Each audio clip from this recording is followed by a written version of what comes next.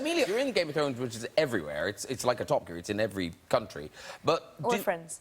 Or Friends, indeed. But I believe your parents, Amelia, were a bit worried because you didn't have that much to do in the first few episodes. No. No, yes. So there's some episodes that maybe they're like, no, it was great, but you're sort of not really on very much, are you? But then I did encourage them to watch the last... Not this last episode, but the episode before, which, in hindsight, might have been not the episode to choose. Because there was a lot of you in that episode. There was a little bit. Mm-hmm. Yes, there was. Yes. That might be the episode to dip into, Matt. There we go. It's a solid place to start. I can really see how you're doing. Yeah. But also, your own mother doesn't watch Game of Thrones, does she? No, she stopped after season 1 episode. I don't know what it was. It was when some guy's arm got ripped off his body. Good noise over there. Ooh. She rang me and she said, no, it's too much. I'm not doing any more, no. And then, like, she decided to pick it up again later on. Yeah. But chose just the wrong episode to dip into, which is when I was having my love scene in a cave. So I got a second call going, no, darling, no, that's it. That was a very good noise. Love scene in a cave. Oh! You get fans wanting a really specific thing from you, don't you? Yeah, it's a little odd. So my character on the show, she has a list of people that she wants to kill. And it's you're dark. crazy. Well, no, they're all justified, for sure. She has a list and she recites the names and she's been through a lot of trauma. Bit of a backstory. And it's what keeps her going and it's what keeps her fighting, even though she's lost both of her parents. So a lot of people come up to me in the street and they want me to recite the names, but then add their name. Oh, I would actually like that as well. Do you know the names? I do, yeah. Oh, can you... There's a lot of them. Yeah. Yeah. You speak quite quickly. Which camera should... Yeah, there you go. Do we have we got some tension music or anything? Oh, we do. Oh, here we go. OK, off you go.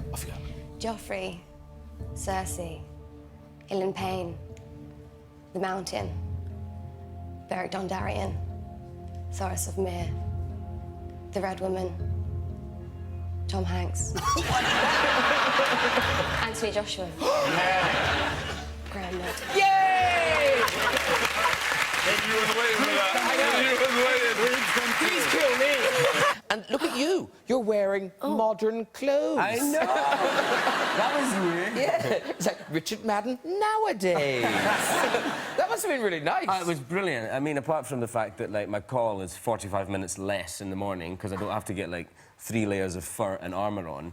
But also it was nice and clean, because in Game of Thrones, I'd come back every season going, oh, the costume team are so brilliant. They make it look filthy and it stinks and it's really crusty, and they've just not washed it for 3 years, have they? You've got the game-o and this. So do you get bothered all the time? I mean, it can be quite intense, but I think the pinnacle of this intensity manifested itself at a restaurant fairly recently, and I went to the bathroom. So this is a restaurant? Yeah, this is a restaurant, and it's a, you know, fairly expensive restaurant, actually. Thank you very much. And I went into the bathroom, and I went into the stall, and I went to lower myself into the correct position, what I believe to be the correct position. Yes.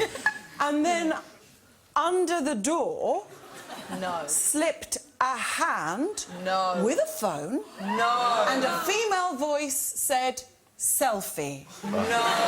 Yes!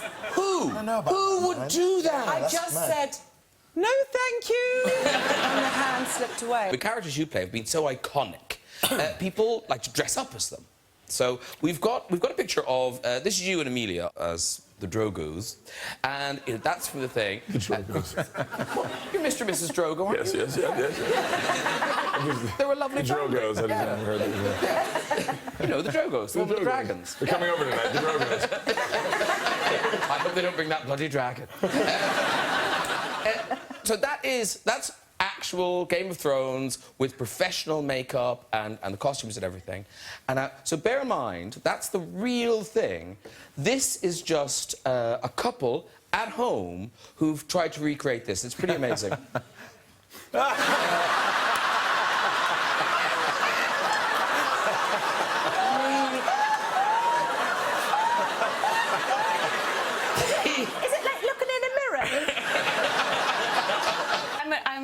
horsewoman. They taught me to ride a horse. Okay. But we did have a scene where it was a very, very farty horse.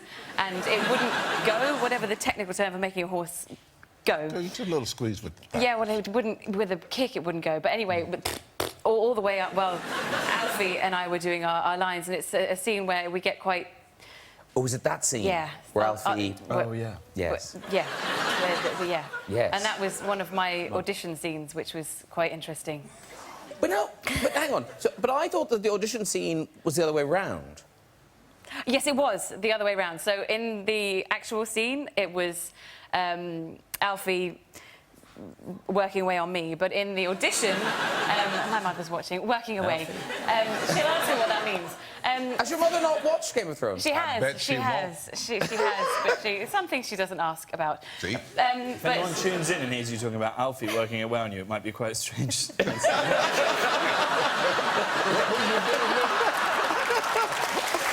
I don't remember being in this show. But in the original script, it was that my character, it said Yara, my character, is worrying his cock. Yeah.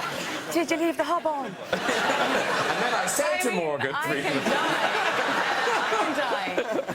die. But she is worrying, and I obviously sort of understood that to be, you know, working away back there. But anyway, and I had to do that in my audition on a chair, sort of looking straight ahead, very, very dramatically, with just one casting director in a room and a very sort of ashamed cameraman go, that's not how you do it.